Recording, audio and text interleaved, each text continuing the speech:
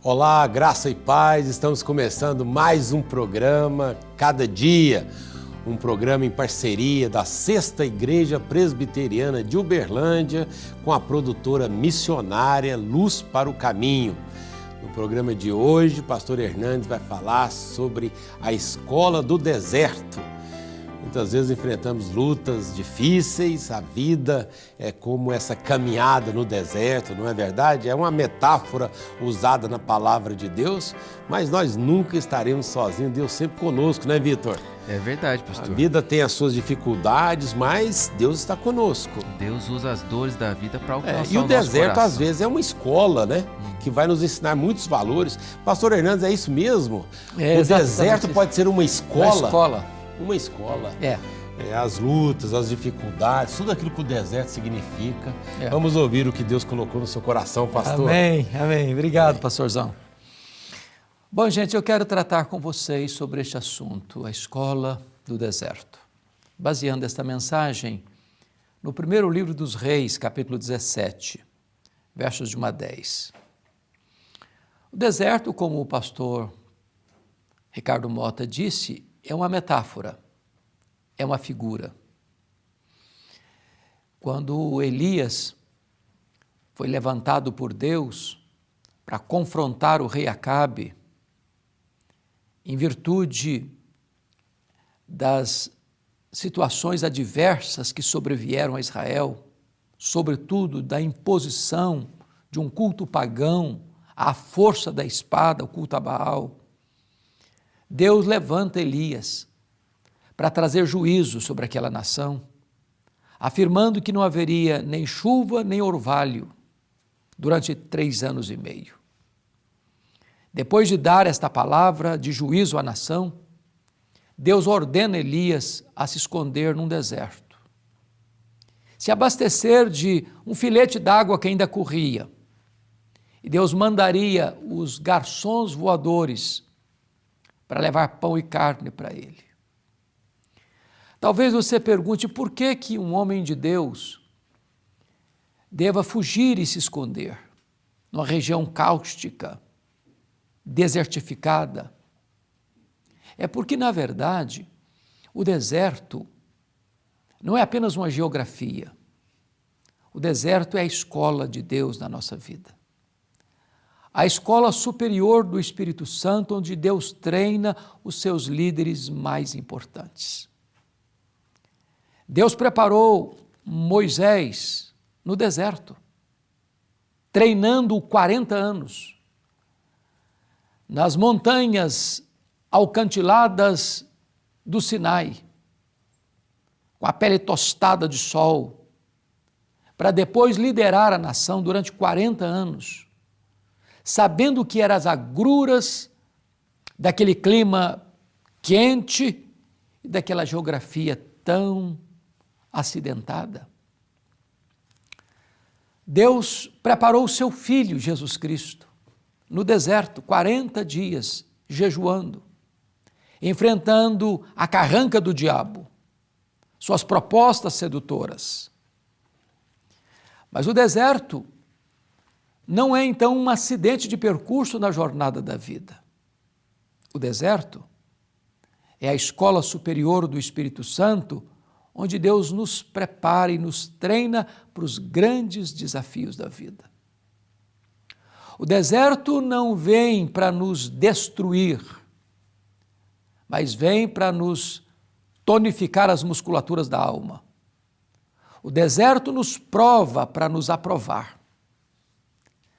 O mestre que nos ensina no deserto é o próprio Deus. Isso porque Deus está mais interessado em quem você é do que no que você faz. Primeiro Deus trabalha em nós, para depois Deus trabalhar através de nós. Quando Deus nos leva para a escola do deserto, não é porque Deus não gosta de nós, ou porque Deus não nos ama, ou nos abandonou. Deus nos matricula na escola do deserto, para nos equipar, para nos preparar, para nos fortalecer para os grandes embates da vida. Quando Deus nos matricula na escola do deserto, Deus tem um propósito. E a primeira matéria do currículo da escola do deserto é a nossa própria vida. Deus, ao nos levar para o deserto, não nos promove, nos humilha. Deus não acende as luzes da ribalta, Deus apaga os holofotes. Deus não nos leva para a promoção, Deus nos leva para o quebrantamento. Primeiro eu preciso saber que sou nada para entender que Deus é tudo.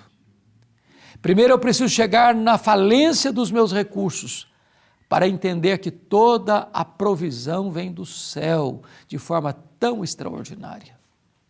Então, Deus está trabalhando em você, para depois Deus trabalhar através de você. Não murmure, não reclame. Deus está trabalhando não contra você, mas trabalhando por você, para depois instrumentalizar a sua vida. Mas ainda, quando Deus matricula você na escola do deserto, Deus nos ensina ali que nós precisamos depender do provedor mais do que da provisão. Elias se abastecia de um filete d'água que corria e logo haveria de secar. E enquanto ali estava, Deus mandava os corvos lhe trazendo pão e carne de manhã e de tarde. Em outras palavras, na escola do deserto, nós precisamos depender do provedor mais do que da provisão. Isso porque, quando a provisão escasseia ou falta, é importante entender que a sua despensa pode ficar vazia, mas os celeiros de Deus continuam cheios. A sua fonte pode secar, mas os mananciais de Deus continuam jorrando. Quando você percebe que a crise bateu à sua porta, a carranca da crise assusta você, entenda isso, você perdeu o controle, Deus não. Deus sabe onde você está, Deus sabe o que você deve fazer, Deus sabe para onde você deve ir. Deus está preparando você para desafios maiores, para causas mais avançadas. Ele vai usar você de uma maneira muito mais poderosa, mas você precisa ter experiências. Porque não basta você ouvir falar da experiência dos outros. Deus quer que você também tenha as suas experiências do cuidado de Deus, da provisão de Deus, do socorro de Deus na escola do deserto. Talvez você que está aí me ouvindo está passando por um deserto. Muitas lutas, talvez problemas financeiros, talvez problemas de saúde, talvez problemas com a família, talvez em crise no casamento, talvez uma situação adversa que veio e atingiu de cheio o seu peito, o seu coração, as suas emoções. Talvez você está até atordoado por essas circunstâncias tão difíceis. Mas Deus está no controle, Deus está trabalhando, porque todas as coisas cooperam para o bem daqueles que amam a Deus, daqueles que são chamados segundo o seu propósito. Eu vou orar com você, colocar a sua vida, a sua casa, a sua família nas mãos deste Deus, pedindo intervenção divina na sua vida. Onde você está? Ore comigo. Ó Deus, eu quero te agradecer pela tua palavra, pela instrução dela, porque quando o curso do deserto termina, tu nos colocas diante dos novos e grandes desafios da vida, para sermos mais do que vencedores em Cristo Jesus. Como tu levantaste Elias para mudar a história da sua nação, levanta-nos também, Deus, para os grandes desafios da nação brasileira.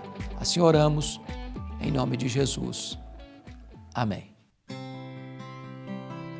Te amamos, Deus, tua graça nunca falha. Todos os dias nós estamos em tuas mãos. Desde quando levantamos até nosso deitar, vamos cantar a bondade de Deus. Tua doce voz que nos guia em meio aos vales, na escuridão, tua presença nos conforta. Tu és o nosso Pai e amigo fiel. Vamos cantar a bondade de Deus. És fiel em todo tempo, Em todo tempo tu és tão bom. Com todo o fôlego que temos, vamos cantar a bondade de Deus. Muito bom, obrigado, Vitor.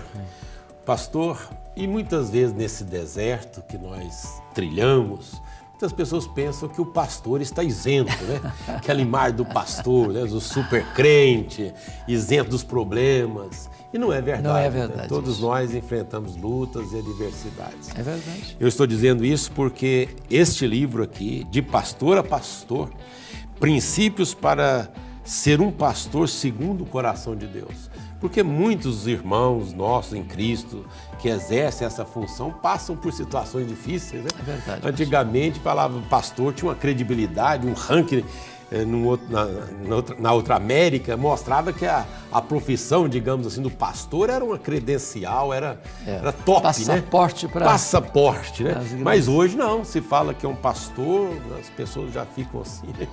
É uma crise, né? Mas por que isso? E certamente você vai abordar sobre isso aqui no livro. Eu gostaria de recomendar esse livro, não só para os pastores, mas para todas as pessoas que querem ser edificadas, lendo um bom livro baseado na palavra de Deus. De Pastor a Pastor, Princípios para Ser um Pastor Segundo o Coração de Deus.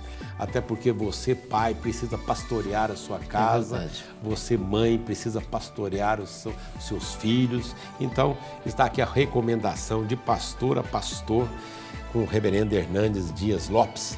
Muito obrigado também, Vitor, pela sua participação aqui. Amém. Nas redes sociais você encontra em todas as plataformas o Vitor Quevedo, e que também, pela graça de Deus, tem trazido tanta edificação. Graças a Deus. Andando por esse país todo, trazendo edificação através dos cânticos ao som da viola caipira. Obrigado, muito pastor bom. Moa. Nós vamos ficando por aqui, mas não antes de convidar você para vir congregar conosco, adorar a Deus conosco, na Sexta Igreja Presbiteriana de Uberlândia, Avenida Dr. Laerte Vieira Gonçalves, 561, no bairro Santa Mônica, que é o bairro da Universidade Federal de Uberlândia. Nós temos reuniões, várias reuniões, mas eu quero destacar aqui a oração da madrugada, toda sexta, das 5 às 6h30 da manhã. Venha clamar a Deus conosco. Deus tem feito maravilhas na nossa vida e não dá para descartar a questão da oração da madrugada como um dos grandes responsáveis de tudo que Deus tem feito por nós na Sexta Igreja. A oração é o avivamento, né, pastor? A chave, né? Sem oração não há avivamento. E nós tributamos a Deus a glória, mas entendemos que um dos instrumentos tem sido a reunião da madrugada, toda sexta, das 5 às 6h30 da manhã. Venha para a Sexta Igreja, você vai adorar. Fique com Deus, até o próximo programa. Abraço. Tchau, tchau. Ei pessoal, tudo bem? O programa Cada Dia ainda não acabou. A gente tem 2 recadinhos muito importantes. Se inscreva no canal da Sexta Igreja Presbiteriana de Uberlândia e confira todos os programas Cada Dia para a sua edificação na hora que você quiser. E também, se você gosta dos louvores ao som da viola caipira, tem o meu canal do YouTube, Vitor Quevedo TV. Você está convidado para se inscrever nos nossos canais.